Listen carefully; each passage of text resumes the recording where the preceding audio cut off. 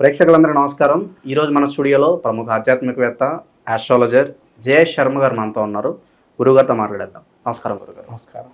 గురుగారు, మే నెలలో మీనరాశి వారి పరిస్థితి ఎలా ఉండబోతుంది? మే 14 నుంచి గురుగ్రహ సంచారం కూడా జరగబోతుంది. మరి దీని కారణంగా మీనరాశి వారికి ఎలాంటి ఫలితాలు ఉండబోతున్నాయి ఈ నెల? శ్రీ గురుభ్యో నమ. శ్రీ మహాగణాధిపతి నమ. శ్రీ మహాసరస్వతి నమ. ఓం శ్రీమాత్రి నమ. మీన రాశి యొక్క ఫలితాలు చూసుకున్నట్లయితే పూర్వాభాద్ర నక్షత్రం 4వ పాదము, ఉత్తరాభాద్ర నక్షత్రం 4 పాదాలు, రేవతి నక్షత్రం 4 పాదాలు ఈ యొక్క మీన రాశి సంచారం. మీన రాశి యొక్క గ్రహస్థితి చూసినట్టయితే మనకు ఈ యొక్క రవి 14వ తారీఖు నుంచి వృషభ రాశిలో సంక్రమణం చేస్తున్నారు. అలానే గురువు 14వ తారీఖు నుంచి ఈ యొక్క మిథునంలో సంచరిస్తున్నారు. అలానే కుజుడు కర్కాటకంలో సంచరిస్తున్నారు. కేతువు రాహుకేతువులు ఇద్దరు కూడా ఈ యొక్క మీన రాశి వారికి 12లో రాహువు, అలానే కేతు వచ్చేసి 5వ స్థానంలో సంచారం 6వ స్థానం సంచారం చేస్తున్నారు. ఈ విధంగా శని శుక్రుడు ఈ ఇద్దరు కూడా జన్మస్థానంలో ఉంటున్నారు. బుధుడు 4వ తారీఖు మే 4 నుంచి మేషం, తదుపరి వృషభ రాశిలో 23వ తారీఖు నుంచి సంచారం చేస్తున్నారు.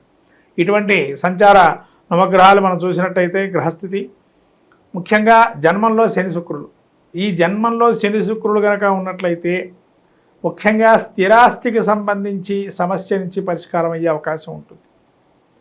అట్లాగే తోబుట్టువులు కానీ వాళ్ళతో ఉండేటువంటి వారి సంబంధాలు కూడా ఒక మార్గాన్ని ఎంచుకుంటారు. అంటే ఒక మంచితనంగా మనం ఏ విధంగా ఉంటే బాగుంటుంది, అందరూ బాగుండాలన్న ఆ యొక్క ఆకాంక్షతో ఉండడం. శని జన్మంలో ఉన్నాడు, ఏళ్ళనాటి శని ప్రభావం ఉన్నా కూడా శుక్రుడు జన్మస్థానంలో సంచారం చేస్తున్నాడు కాబట్టి మంచిదైన సూచన. తర్వాత బుధుడు 2వ స్థానంలో ఉండడం వల్ల కొద్దిగా మేలుకువలు, చురుకుదనము, నైపుణ్యత లాంటివి పెరిగి ఎక్కడికి వెళ్ళినా కూడా మంచిగా మీ మాట ద్వారా వాళ్ళని ఆకట్టుకునే ప్రయత్నం చేస్తారు. ధనలాభం కూడా నైపుణ్యంతంగా సంపాదిస్తారు. అంటే అది ఎంత విశేషంగా అంటే లాజికల్ థింకింగ్ అనేది ఎక్కువగా ఉండి సంపాదిస్తారు. అక్కడ ఆ థింకింగ్ అనేది ఎక్కువగా ఉంటుంది. తర్వాత గురువు వీళ్ళకి అర్ధాష్టమ గురువు అవుతున్నాడు మిథునానికి వెళ్ళేటప్పటికీ కొద్దిగా ఈ అర్ధాష్టమ గురువు వల్ల కొన్ని ఇబ్బందులు వచ్చే అవకాశం, ముఖ్యంగా భుజాల నొప్పులు కానీ లేకపోతేనా వీరికి ఈ యొక్క భుజం నుంచి అడుగు ఒక పక్కగా నొప్పులు రావటం అవకాశం ఉంటుంది. ముఖ్యంగా చతుర్థమందు ఏదైతే కంఫర్ట్ జోన్స్లో ఉండి మంచిగా సుఖవంతమైన స్థానం అంటారు దీన్ని, ఇటువంటి స్థానంలో గురువు సంచారం చేస్తున్నాడు. ముఖ్యంగా శత్రుక్షేత్రం అది కాబట్టి కొంత ఇబ్బందికరంగా ఉంటుంది జీవనంలో. అట్లానే మీ బంధువులు కానీ వాళ్ళతో కానీ మీరు ఎంత మంచిగా ఉన్నా మీ యొక్క చెడుని వాళ్ళని చూస్తారు కానీ మంచిదనాన్ని చూడరు. ఈ విధంగా ఇబ్బంది పడే అవకాశం ఉంటుంది. అలాగే ఈ యొక్క ఎప్పుడైతే కుజుడు 5వ స్థానంలో ఉన్నాడు కాబట్టి కొంతవరకు మిమ్మల్ని సంతానంతో కానీ లేదా మీకు ఉండేటువంటి పేరుని ఎలా చెడగొడదామని ప్రయత్నం చేస్తారు. మీ సలహాలు మీరు ఇవ్వకపోయినా పర్వాలేదు, మీ సలహాలు తీసుకొని మేమేం పైకి వచ్చిన పరిస్థితిలో లేను.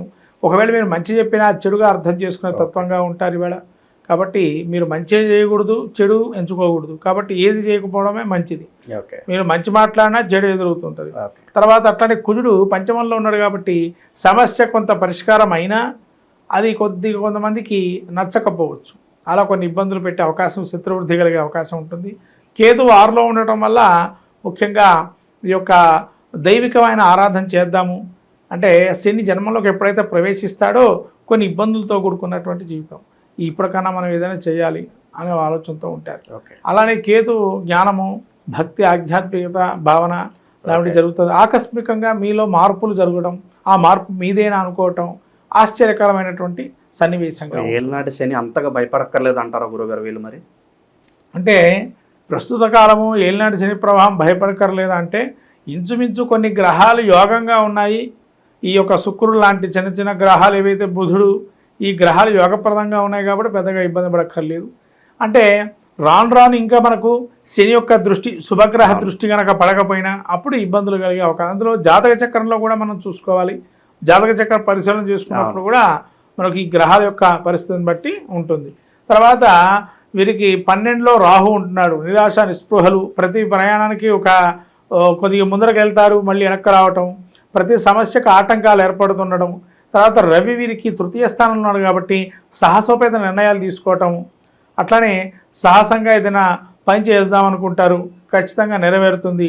అంటే మీరు ఎంత ఇబ్బంది పడుతున్నా కానీ సాహసంగా ఓ పని చేస్తేనే కదా తెలిసేది ఏదైనా కానీ. రిస్క్ తీసుకుంటారు వీళ్ళు. రిస్క్ తీసుకొని ముందరకు వెళ్తారు, ఖచ్చితంగా పని సఫలీకృతం కూడా జరుగుతుంది. ఓకే, ఇక శుభకార్యాల పరిస్థితి గురువుగారు ఈ నెలలో?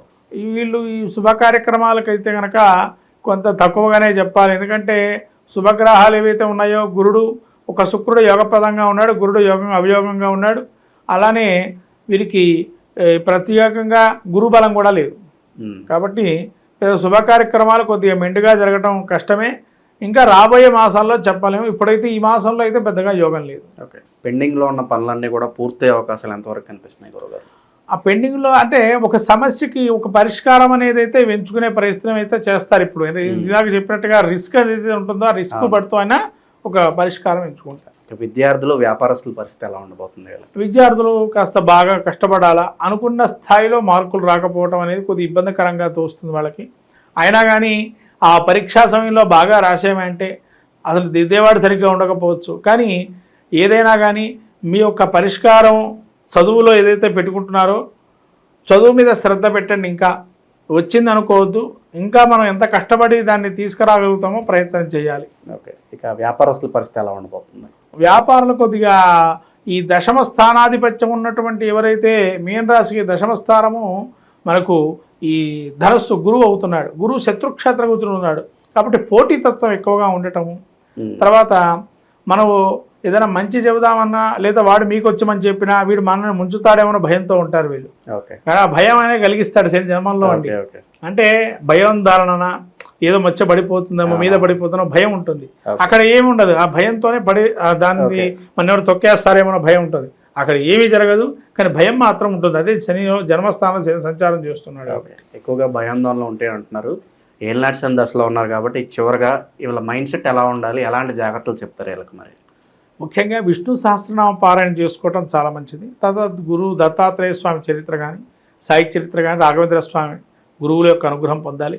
దత్తక్షేత్ర దర్శనాలు, గురువు క్షేత్ర దర్శనాలు, శివుడికి అభిషేకం, తర్వాత ఇంటి దగ్గర ఉండేటువంటి గ్రామ దేవతకి కుంకుమార్చన చేసుకోవటం మంచిది. ఓకే, విశేషంగా ఏమైనా దానాలు ఏమైనా చేసుకుంటే బాగుంటుందా గురుగారు? ప్రస్తుతం ఈ నెలలో వీళ్ళు కందులు దానం చేస్తే మంచిది. కందులు, కందిపప్పు కానీ, కందులు కానీ, బ్రాహ్మడికి కానీ, అయితే ఎక్కడైనా గుళ్ళో కానీ దానం చేసుకోవడం, సుబ్రహ్మణ్య క్షేత్ర దర్శనం చేయటం, సుబ్రహ్మణ్య భుజంగ స్తోత్రం చేసుకోవటం, లేదా సుబ్రహ్మణ్య పాశుపతాభిషేకం చేసుకోవటం, విభూతితో శివుడికి అభిషేకం చేయడం తదేకంగా. అలానే విపరీతంగా తేనెతో అభిషేకం, ఏదైనా దేవుడికి తేనెతో అభిషేకం చేయిస్తే చాలా విశేషంగా చాలా బాగుంటుంది. మనకు ప్రతినిత్యము కూడా రాశి ఫలితాల్లో అంతర్భాగంగా ప్రతి ఒక్కరి జిజ్ఞాస ఏంటంటే ఈ నెల మనం ఏం చేసుకుంటే బాగుంటుంది, ఏ వ్యాపారం మొదలు పెడితే బాగుంటుందా, లేదా మనం ఏ విధంగా ఉంటే బాగుంటుంది, వాటి యొక్క గుణగణాల్లో ఏ విధంగా మనల్ని ఇబ్బంది పెడుతున్నారా, లేదా మనల్ని పొగిడే వాళ్ళు ఎంతమంది ఉన్నారు, లేదా ఈ విధంగా అనేక రకాలైన సమస్యలకి పరిష్కార మార్గమే రాశి ఫలితాలు.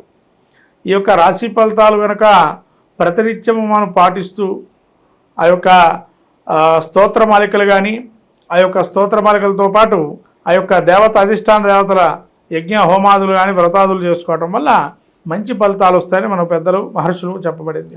అట్లాగే ఈ యొక్క రాశి ఫలితాలకు వచ్చినట్లయితే ప్రతి మాసం ముందు ఎట్లయితే ఫలితాలు చెప్పుకుంటున్నామో అలానే రాబోయేటువంటి మాసమైనటువంటి వైశాఖ మాసము, ఈ యొక్క మాసంలో దీన్ని మనం మే నెలలో ఈ యొక్క ఫలితాలు, రాశి ఫలితాలు ఏ విధంగా ఉంటున్నాయి, ముఖ్యంగా చెప్పుకోవాల్సిందంటే అతిపెద్దటువంటి మాసం విష్ణుప్రీతికి అతిపెద్ద విష్ణుప్రీతి అయినటువంటి మాసము ఈ యొక్క వైశాఖ మాసం. మనకు పద్మపురాణము, బ్రహ్మాండ పురాణము, మత్స్య పురాణము ఇవన్నీ కూడా ఈ యొక్క అనేక విశేష అంశాలతో కూడుకున్నటువంటి వైశాఖ మాసం. దానికి వైశాఖ పురాణం కూడా ఉన్నది.